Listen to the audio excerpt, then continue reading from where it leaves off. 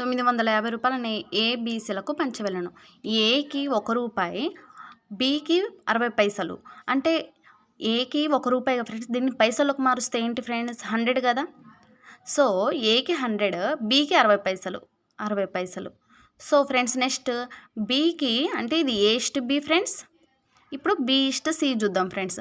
బికి 80 పైసలు అయితే సికి 40 పైసలు అంట.